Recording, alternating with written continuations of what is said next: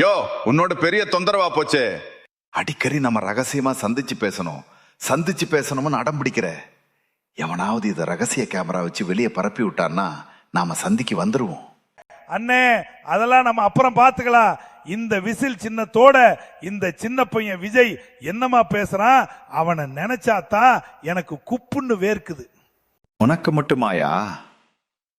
எங்களுக்கும் தான். நம்ம குவார்டர், பிரியாணி, பஸ் செலவுக்கு துட்டுவெல்லாம் கொடுத்தோம். நம்ம கட்சிக்காரன் கூட்டத்துக்கு வரமாட்டேங்கிறான். அவன் ஒண்ணுமே செலவழிக்காம கூட்டம் பிடிச்சுக்கிட்டு வர்றாங்களே, அதுக்கு என்ன பண்றது? அது மட்டுமான இதுல வேற நாம கொடுக்கிற காசுல மாவட்டம், வட்டம், ஒன்றியம் முன்னு அவனவன் ஆட்டைய போட்டுட்டு மிச்சத்தை தொண்டர்களுக்கு கொடுக்கறான். அதுதான் நம்ம கட்சியில பிரச்சனை. எவனையும் நம்ப முடியல. கொஞ்சம் கடுமையா பேசினா உடனே எனக்கு முன்னாலேயே விசில் அடிச்சு சிக்னல் காட்டுறான். அந்த விஜய் தம்பி சரளமா பேசுறத கேட்டா எனக்கே கேட்டுக்கிட்டே இருக்கலாம் போல தோணுது.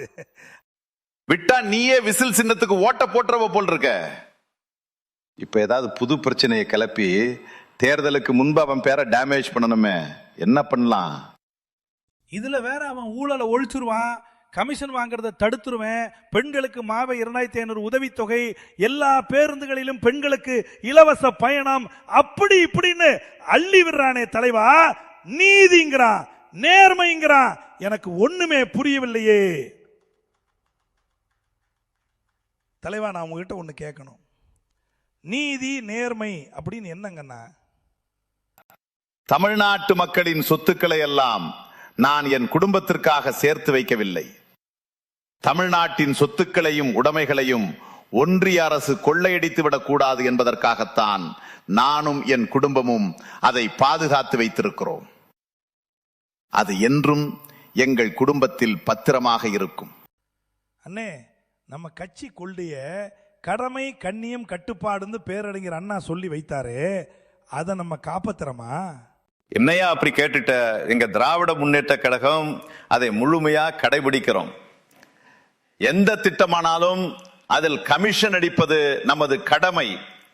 அதை உரியவர்களுக்கு உரிய பங்கை பிரித்து கொடுப்பது நமது கண்ணியம். நமக்கே தெரியாமல் அமைச்சர்கள் எவனாவது கமிஷன் அடிக்காமல் தடுப்பது கட்டுப்பாடு.